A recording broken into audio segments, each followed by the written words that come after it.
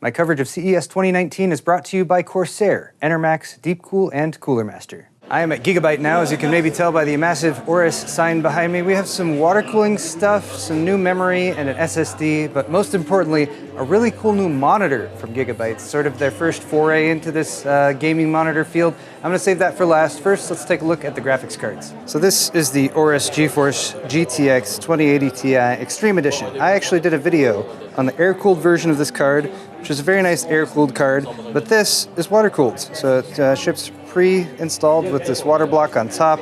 It's a real nice, clean-looking one. It's got the Aorus logo. It's gonna light up with RGB. Got a cool backplate that also has the RGB, same RGB effect on this backplate that it has on the air-cooled version.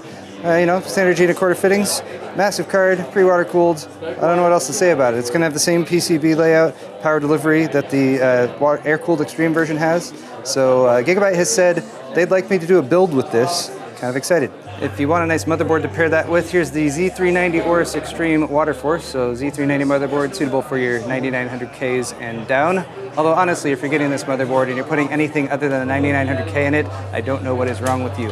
It has, again, a pre-configured water block that also cycles down to cool the chipset here. This has leak detection features on it, so if you get leaks around there, it will warn you. And again, just standard G1/4 fittings, RGB lighting throughout. So this obviously would be a great board to pair with that 2080 Ti Waterforce Edition. I don't know what else should go in there though. Again, let me know in the comments. It'll be fun.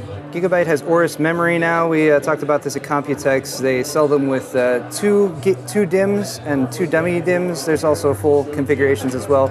Just wanted to let you guys know they're working with SK Hynix now, as well as Samsung. So they're coming out with 3666 speed kits, as well as 4000 speed kits. And here's an add-in card, which is an NVMe SSD, compatible with NVMe 1.3, PCI Express 3.0 by 4 connection, and of course, very fast SSD speeds. They're comparing this to maybe like a WD Black when it comes to actual speeds. You've got 512 gigs and a 1 terabyte version. On the 1 terabyte version, you have sequential reads up to about 3.4 gigabytes per second and sequential writes at about 3 gigabytes per second. Random read IOPS at 610,000 and write IOPS at 530,000. And then of course, you get a very handsome enclosure for this with the Aorus logo, some brush metal, and of course, an attractive RGB strip going down the side. I started CES with some coverage of the RTX 2060, which is now available, starting with an MSRP of $350, and I just wanted to quickly show you Gigabyte's various versions of this. There's the WindForce OC6G. Here's a pretty standard version. This is the one that will probably cost $350.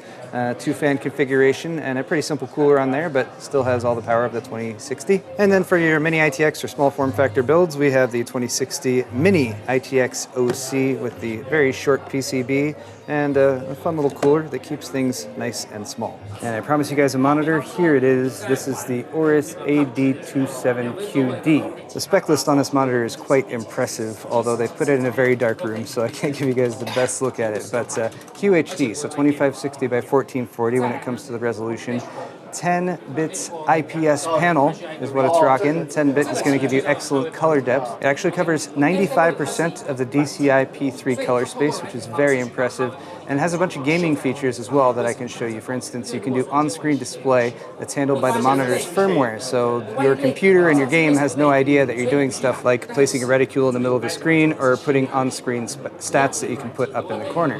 The monitor is FreeSync 2 compatible, so you can use adaptive sync with AMD graphics cards. No word on whether or not NVIDIA is going to approve this monitor for use with their newfangled G-Sync on FreeSync monitors thing. That might be a thing in the future, but NVIDIA would have to independently review this. So a unique thing this monitor can do that I've never really seen a monitor do before is active noise canceling. So that means that you would plug your headset or your microphone directly into the monitor itself. And then the monitor has 3 microphones that are right in there as well. So they had a demo going on where they had us come over here, put on some noise canceling headphones, and then put on some earbuds underneath that. And then they put a bunch of loud stuff going on the other side of the room and try to talk through it. And the noise cancellation actually worked really well. The mic that the audio from the voice was coming through, not quite so much, but you can see how this would work in a crowded environment like at a LAN center, or if you just have very loud keyboard, it'll cancel those noises out. So if you're talking over TeamSpeak or if you're live streaming, you won't hear the background noise. That's pretty nice. All of this can be controlled with the Aorus software, and you can also do different levels for the active noise canceling: high, very high, medium, low, or very low. And yes, you can plug in your own mic if you want. But guys, that's going to wrap it up for my coverage here at the Gigabyte Aorus booth. Let me know what you think of these new products down in the comment section below. And of course, thank you for watching my CES 2019 coverage. And a big thank you to my sponsors for this event. Once again, Enermax, Cooler Master, Deepcool, and Corsair. I've got more videos coming at you real soon, so hit the thumbs up button, subscribe if you're not already. We'll see you then.